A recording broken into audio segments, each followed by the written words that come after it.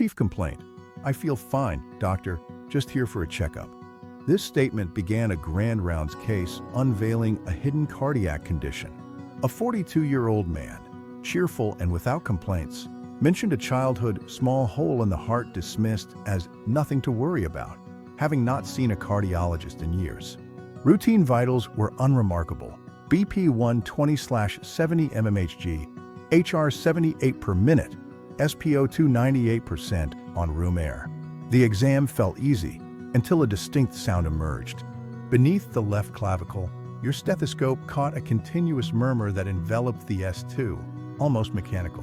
That unmistakable machinery murmur, could it be? An echocardiogram was ordered just to be thorough. The screen revealed a patent ductus arteriosus with a left-to-right shunt. The echo showed moderately enlarged left atrium and ventricle, an ejection fraction of 63%, normal right heart chambers, and an estimated pulmonary artery systolic pressure of 30 millimeters of mercury.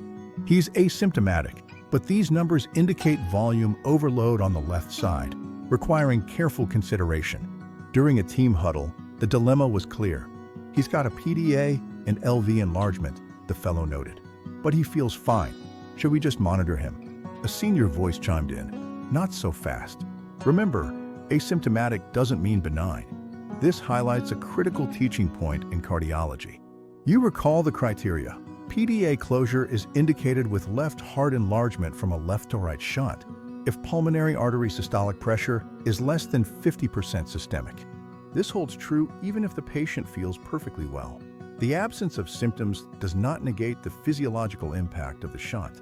But what if the situation were different? Consider patients with pulmonary hypertension, where the shunt reverses and becomes right to left, maintaining cardiac output. In those cases, closure could be fatal, precipitating cardiac collapse. This distinction is crucial for patient safety. This patient's pulmonary pressure is only 30 millimeters of mercury, far from systemic.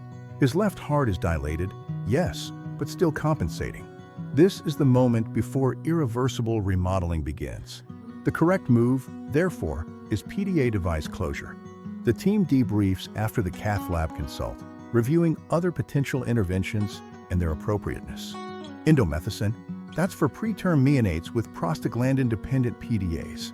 Serial echo monitoring, not sufficient when chamber enlargement is already evident. MRI, redundant, as echo provides enough detail. PDA closure is the only intervention that halts progressive left heart volume overload before pulmonary hypertension sets in. But everyone is reminded of the razor-thin line. In those with advanced pulmonary hypertension or right-to-left shunt, closure can worsen hemodynamics. The PDA may be the only thing keeping them alive in such severe cases, making careful patient selection paramount. Teaching pearls: PDA is a fetal connection between the aorta and left pulmonary artery, causing volume overload of left chambers when patent. The continuous machinery murmur that envelopes S2 is its diagnostic hallmark, a key clinical finding. Indication for closure: left-sided enlargement with PA pressure less than 50% systemic, even if asymptomatic. Avoid closure in irreversible pulmonary hypertension, also known as Eisenmenger physiology, where it could be detrimental. Indomethacin, a prostaglandin synthesis inhibitor, is used only in preterm infants for pharmacologic closure, not in adult cases. Final diagnosis: chronic asymptomatic patent ductus arteriosus with left-to-right shunt and left-sided chamber enlargement. Appropriate management for this case is percutaneous PDA device closure, ensuring optimal patient outcomes.